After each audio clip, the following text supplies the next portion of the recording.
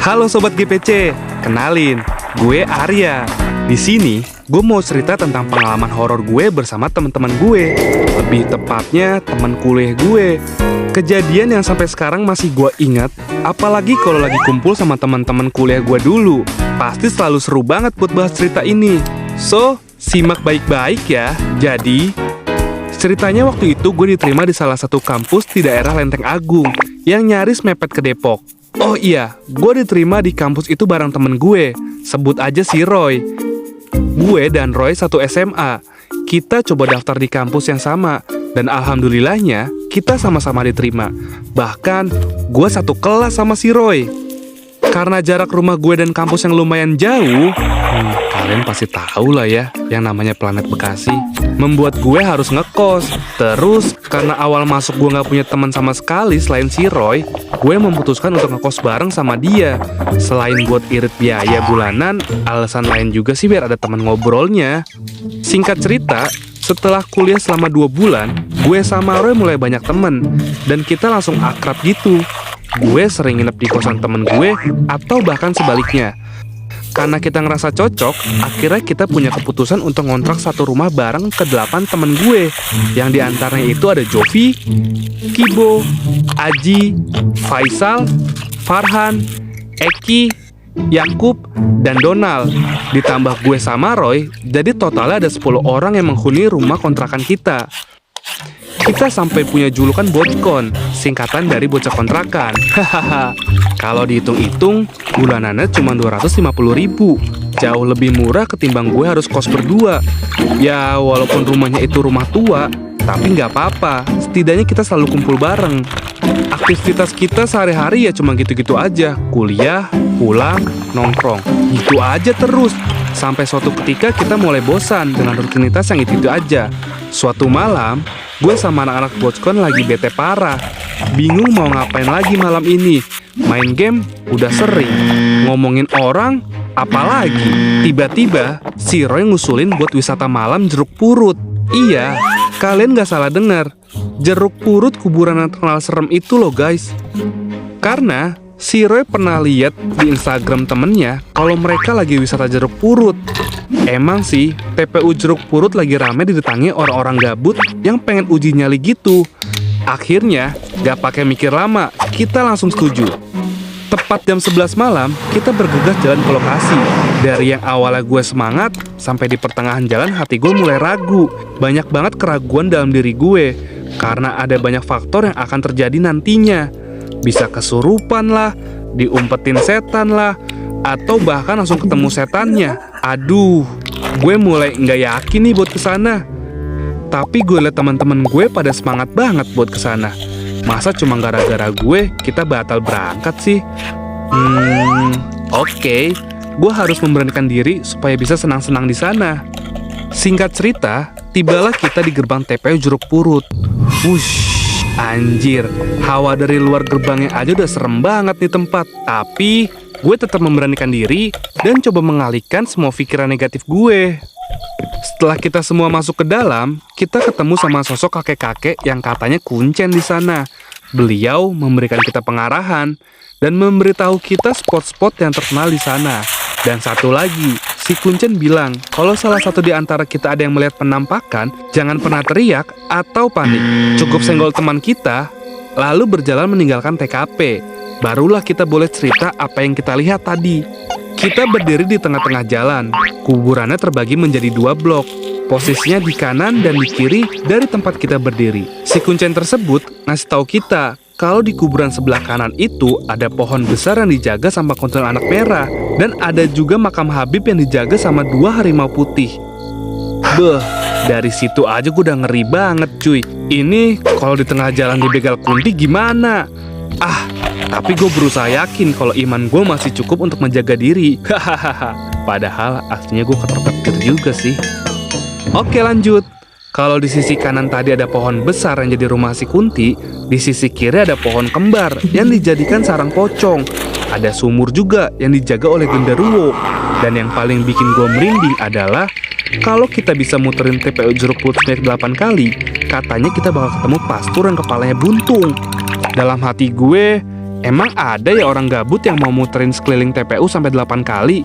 Kalau ujungnya ketemu Taylor Swift, gue sih langsung gasken nih. Hahaha.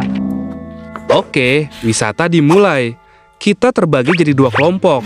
5 orang ke kanan dan 5 orang ke kiri. Kata si Kuncen sih, kalau terlalu banyak, setannya nggak akan muncul dan nggak berasa suasana horornya. Ada benernya juga nih kakek-kakek. Bisa jadi setannya takut karena kita terlalu rame, kayak anak STM mau tawuran. Pada waktu itu, gue satu tim sama si Roy, Donald, Jovi, dan Aji. Kita ke sisi sebelah kiri, di mana ada sumur dan pohon kembar. Setelah kita berjalan masuk ke dalam, gak lama si Roy nyolek gue. Dia bilang, tuh ada pocong nangkring di atas. Ada kunti duduk di batu nisan. Gue yang denger itu langsung negor si Roy. Gak boleh diomongin Roy, pamali. Tapi si Roy ini tetap banget batu. By the way, si Roy ini emang berani banget anaknya. Gak cuma sekali 2 kali lihat setan, tapi udah sering banget. Udah biasa aja gitu. Gue langsung mencoba lihat apa yang dikasih unjuk sama si Roy. Tapi gak ada apa-apa. Dalam hati gue, ini anak ngarang deh kayaknya. Gue kok gak lihat apa-apa ya? Gue coba ngomong langsung ke dia. Mana sih Roy? Gak ada apa-apa deh. Bohong lu ya? Si Roy coba panggil Donald. Nal, lihat nggak ada kuntil anak di sana? Si Donald ternyata juga bisa lihat. Dia bilang kuntinya lagi duduk sedih di atas batu nisan. Anjir, kok bisa sama persis sama yang diomongin sama si Roy ya? Gue langsung mikir, apa karena iman gue yang terlalu gede ya? Jadi gue nggak dikasih lihat sama sekali. Atau mungkin energi gue lebih besar daripada si setan ini. Entahlah. Kita langsung melanjutkan perjalanan kita. Sampai tiba-tiba kita ketemu sama kuburan yang menurut kita aneh banget. Gimana nggak aneh? Bayangin aja, ada kuburan yang di dekat batu nisannya itu ada payung yang nancep di sana. Ini bukan payung biasa guys. Ini payung-payung kerajaan gitu. Lu tahu nggak sih kalau orang-orang nikahan suka ada payung-payung bertingkat gitu? Nah, payung itu yang ada di sana. Si Roy langsung kasih tahu gue. Katanya di sana ada cewek pakai baju adat sambil nari. Bajunya kayak baju-baju jaipong gitu. Lagi-lagi, gue nggak ngeliat apa-apa guys. Gue langsung ngomong ke si Roy. Mana si Roy? Kagak ada anjir. Ngibul mulu dah lu. Si Roy langsung panggil Donald dan pinjam HP-nya. HP-nya Donald emang paling canggih pada waktu itu. Langsunglah si Roy buka kamera dan foto ke arah sosok tersebut. Dan anjir, ternyata bener yang diomongin sama si Roy. Ada sosok penari jaipong yang lagi nari mainin selendang dia gitu. Dan kakinya itu nggak nampak ke tanah. Seketika, gue merinding banget lihat hasil fotonya. Gak lama kita langsung lanjut lagi perjalanan kita. Dan lagi-lagi, si Roy ini ngeliat sosok kuntilanak lagi duduk di atas kuburan. Si Roy bilang kalau mukanya itu cantik banget, kayak masih muda gitu. Tapi raut wajahnya lagi sedih. Lagi dan lagi, gue nggak melihatnya sama sekali. Yang gue rasain, tiba-tiba di area sekitar itu menjadi wangi banget, seolah kayak lagi di toko bunga gitu. Si Roy langsung ngajak kita buru-buru ninggalin tempat itu. Katanya, si kunti itu mulai ngeliat ke arah kita. Sontak kita langsung cepet-cepet jalan keluar dari area tersebut. Kita berjalan balik ke tempat awal kita ketemu sama penjaga TPU itu. Si Roy langsung cerita kalau kita itu baru dipelototin sama kuntilanak. Kek, tadi di sana ada kunti cewek cakep banget, tapi mukanya sedih kek. Dan wangi banget tempatnya. Si kakek itu pun menjawab, iya, tadi sore baru ada anak gadis meninggal dan dikubur di sana. Makanya makamnya masih wangi banget. Katanya sih meninggal karena kecelakaan. Gue denger itu langsung kaget banget dan langsung percaya apa yang si Roy omongin itu ternyata bener semua. Gue nggak tahu harus bersyukur atau enggak karena gue nggak diliatin sama sekali. Gue coba ambil sisi positifnya. Mungkin gue nggak seberani si Roy. Bisa aja kalau nanti gue dikasih lihat, gue bakal pingsan di tempat dan malah nyusahin teman-teman gue. Hahaha. Gak lama, teman-teman gue yang lain juga mulai berkumpul di tempat awal kita datang.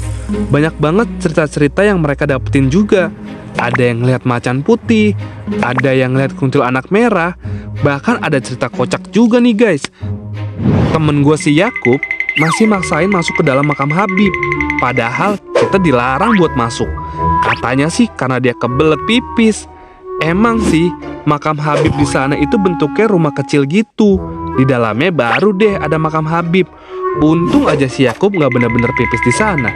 Nggak tahu deh apa yang bakal terjadi nanti kalau itu dilakuin sama dia. Nggak berasa sudah jam 4 subuh.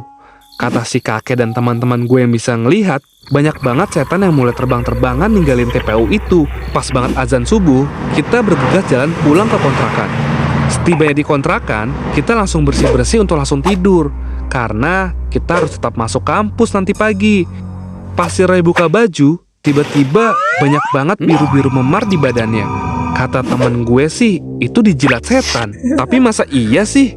Ngapain setan jilat kita? Akhirnya, gue bisa ambil hikmahnya. Jangan pernah ngerasa jago untuk nantangin siapapun. Apalagi ini nantangin setan. Bisa aja mereka merasa terganggu karena kehadiran kita.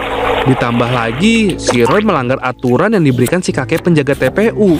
Sampai kita semua lulus pun, kita masih ingat cerita-cerita ini. Dan akan selalu gue ingat kenangan bersama teman-teman gue. Segitu aja guys, cerita dari gue.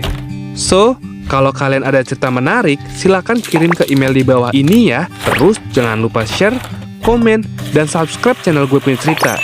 See you guys!